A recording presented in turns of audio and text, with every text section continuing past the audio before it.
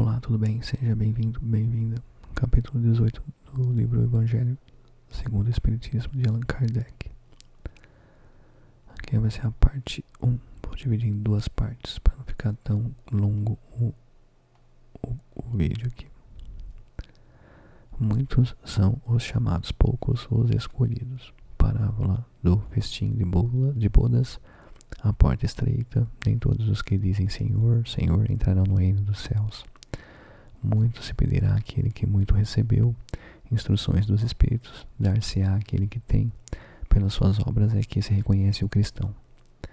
Parábola do festim de bodas. Falando ainda por parábolas, disse Jesus: o reino do céu se assemelha a um rei que, querendo festejar as bodas de seu filho, despachou seus servos a chamar para as bodas os que tinham sido convidados.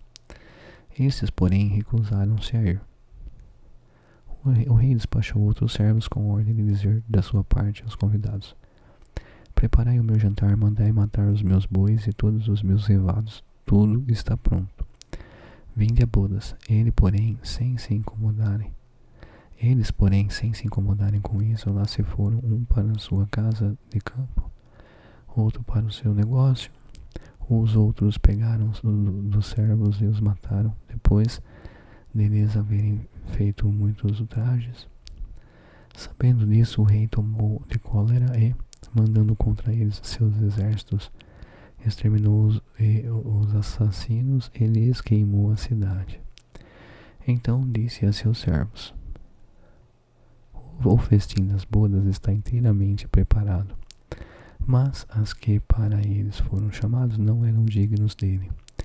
Ele pôs as encruzilhadas e chamai para as bodas todos quantos encontrardes. Os servos então saíram pelas ruas e trouxeram todos os que iam encontrando, bons e maus. A sala das bodas se encheu de pessoas que se puseram à mesa. Entrou em seguida o rei para ver os que estavam à mesa, e dando com um homem que não vestia a túnica nupcial, disse-lhe: meu amigo, como entraste aqui sem a túnica nupcial? O homem guardou silêncio. Então disse o rei à sua gente: atai-lhe as mãos e os pés e lançai-o nas trevas exteriores. Aí é que haverá prantos e ranger de dentes, porquanto muitos há chamados, mas poucos escolhidos. São Mateus capítulo 22, versículo 1 ao 14. O incrédulo sorri a esta parábola, que lhe parece de pueril ingenuidade, por não compreender que se possa opor tanta dificuldade para assistir a um festim, e ainda menos que convidados levem a resistência a ponto de massacrarem os enviados do dono da casa. As parábolas, diz ele, o incrédulo, são sem dúvida imagens, mas ainda assim mister se torna que não ultrapassem os limites do verossímil. Outro tanto pode ser dito de todas as alegorias das mais engenhosas fábulas.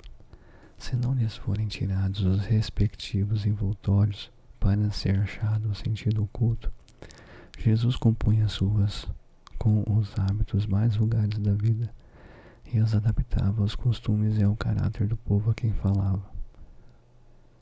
A maioria delas tinha por objeto fazer penetrar nas massas populares a ideia da vida espiritual, parecendo muitas ininteligíveis quanto ao sentido, apenas por não se colocarem nesse ponto de vista os que as interpretam. Nada em que tratamos, Jesus compara o reino dos céus, onde tudo é alegria e ventura, a um festim. Falando dos primeiros convidados, alude aos hebreus, que foram os primeiros chamados por Deus ao conhecimento da sua lei. Os enviados do rei são os profetas que os venham exortar e seguir a trilha da verdadeira felicidade. Suas palavras, porém, quase não eram escutadas. Suas advertências eram desprezadas. Muitos foram mesmo massacrados, como os servos da parábola. Os convidados que se excusam pretextando terem de ir cuidar de seus campos e de seus negócios simbolizam as pessoas mundanas que, absorvidas pelas coisas terrenas, se conservam indiferentes às coisas celestes. Era a crença comum aos judeus de então que a nação deles tinha de alcançar supremacia sobre todas as outras. Deus, com efeito, não prometera a Abrão que a sua posteridade cobriria toda a terra, mas como sempre,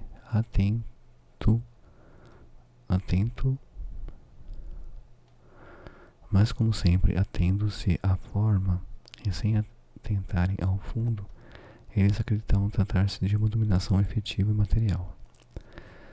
Antes da vinda de Cristo, com exceção dos hebreus, todos os povos eram idólatras e politeístas. Se alguns homens superiores ao vulgo conceberam a ideia da unidade de Deus, essa ideia permaneceu no estado de sistema pessoal. Em parte nenhuma foi aceita como verdade fundamental, a não ser por alguns iniciados que ocultavam seus conhecimentos sob um véu de mistério, impenetrável para as massas populares.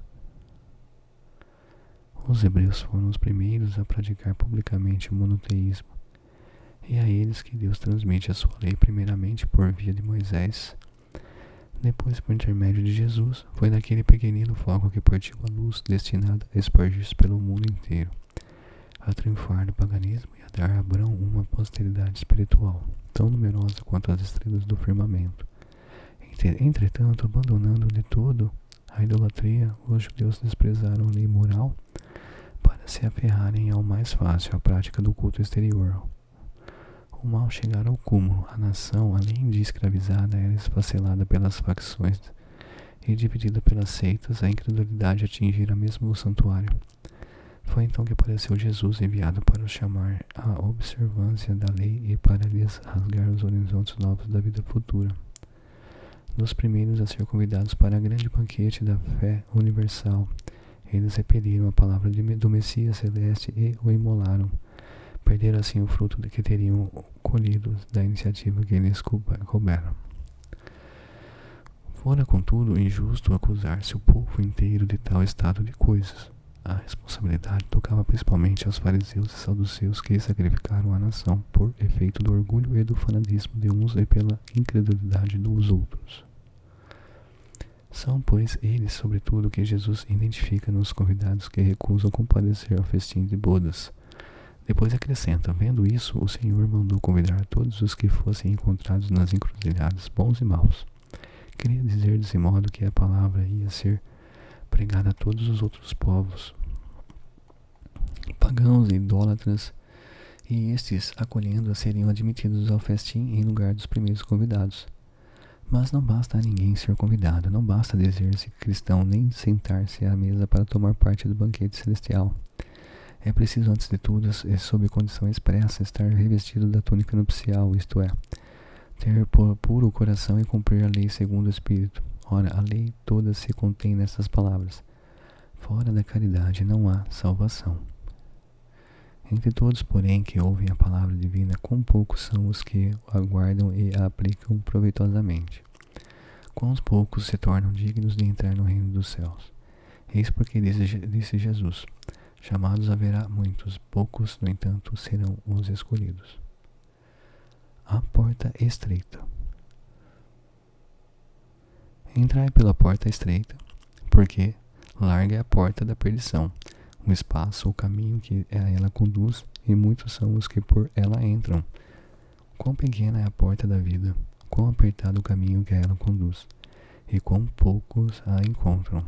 São Mateus capítulo 7, versículo 13 e 14. Tendo-lhe alguém feito esta pergunta: Senhor, serão poucos os que se salvam? Respondeu-lhes ele: esforçai-vos por entrar pela porta estreita, pois vos asseguro que muitos procurarão transpô-la e não poderão. E quando o pai de família houver entrado e fechado a porta, e vós de fora começardes a bater, dizendo: Senhor, abre-nos, ele vos responderá: não sei de onde sois. Por vós eis a dizer: comemos e bebemos na tua presença, e nos instruíste nas nossas praças públicas. Ele vos responderá: Não sei de onde sois, afastai-vos de mim, todos vós que praticais a iniquidade. Então haverá prantos e ranger de dentes, quando virdes que Abraão, Isaque, Jacob e todos os profetas estão no reino de Deus, e que vós outros sois dele expelidos. Virão muitos do Oriente e do Ocidente, do Setendrião e do meio-dia, que participarão do festim no reino de Deus. Então os que forem últimos serão os primeiros, e os que forem primeiros serão os últimos. São Lucas capítulo 13, versículo 23 ao 30. Larga é a porta da perdição, porque são numerosas as paixões, mas e porque o maior número envereda pelo caminho do mal. E é estreita a da salvação, porque os grandes esforços sobre si mesmo é obrigado o homem que a queira transpor, para vencer suas más tendências, coisas a que poucos se resignam. E o cumprimento da máxima: muitos são chamados e poucos os escolhidos. Tal o estado da humanidade terrena, porque sendo a terra mundo de expiação, nela predomina o mal. Quando se achar transformada, a estrada do bem será mais frequentada. Aquelas palavras devem, pois, entender-se em sentido relativo e não em sentido absoluto. Se houvesse de ser esse o estado normal da humanidade, teria Deus condenado à perdição a imensa maioria das suas criaturas. Suposição inadmissível, desde que se reconheça que Deus é toda justiça e bondade. Mas de que delitos esta humanidade se houvera feito ocupada para merecer tão triste sorte? No presente e no futuro, se toda ela se achasse degradada da terra, e se a alma não tivesse tido outras existências? Por que tantos entraves postos diante de seus passos? Por que essa porta tão estreita que só muito poucos é dado transpor, e a sorte da alma é determinada para sempre, logo após a morte? Assim é que, com a unicidade da existência, o homem está sempre em contradição consigo mesmo e com a justiça de Deus, com a anterioridade da alma e a pluralidade dos mundos. O horizonte se alarga, faz-se luz sobre os pontos mais obscuros da fé. O presente e o futuro tornam-se solidários com o passado, e só então se pode compreender toda a profundeza, toda a verdade e toda a sabedoria das máximas de Cristo. Nem todos os que dizem Senhor, Senhor entrarão no reino dos céus. Nem todos os que dizem Senhor, Senhor entrarão no reino dos céus. Apenas entrará aquele que faz a vontade do meu Pai, que estás nos céus. Muitos nesse dia me dirão: Senhor, Senhor, não profetizamos em teu nome? Não expulsamos em teu nome o demônio? Não fizemos muitos milagres em teu nome?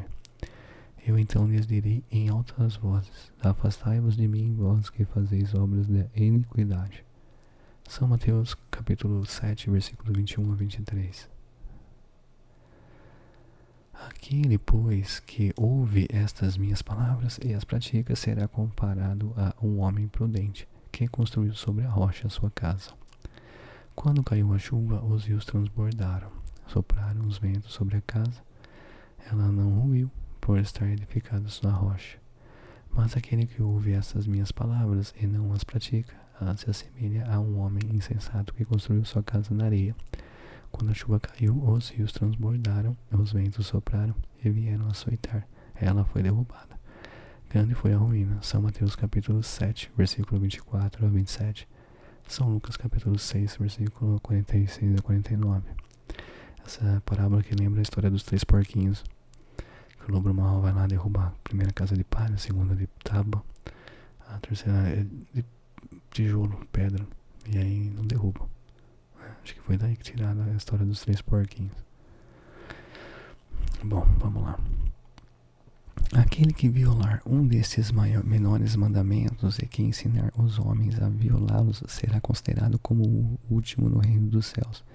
Mas será grande no reino dos céus aquele que os cumprir e ensinar. São Mateus capítulo 5, versículo 19. Todos os que reconhecem a missão de Jesus dizem Senhor, Senhor. Mas de que serve lhe chamarem mestre ou senhor se não lhe seguem os preceitos? Serão cristãos os que honram com exteriores atos de devoção e ao mesmo tempo sacrificam orgulho ao egoísmo, à cupidez e a todas as suas paixões. Serão seus discípulos os que passam os dias em oração e não se mostram nem melhores, nem mais caridosos, nem mais indulgentes para com seus semelhantes. Não, porquanto do mesmo modo que os fariseus, eles têm a prece nos lábios e não no coração. Pela forma poderão impor-se aos homens, não porém a Deus. Em vão dirão eles a Jesus: Senhor, não profetizamos, isto é, nós não ensinamos em teu nome, não expulsamos em teu nome os demônios.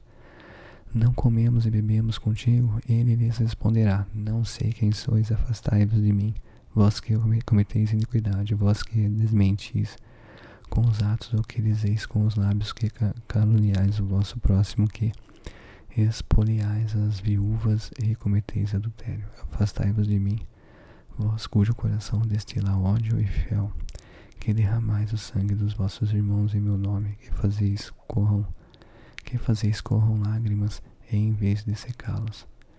Para vós haverá prantos e ranger de dentes, porquanto o reino de Deus é para os que são brandos, humildes e caridosos.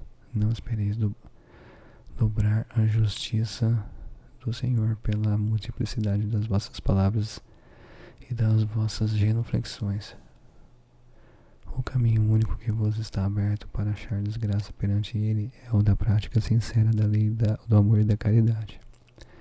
São eternas as palavras de Jesus, porque são a verdade, constituem não só a salvaguarda da vida celeste, mas também o penhor da paz, da tranquilidade e da estabilidade nas coisas da vida terrestre.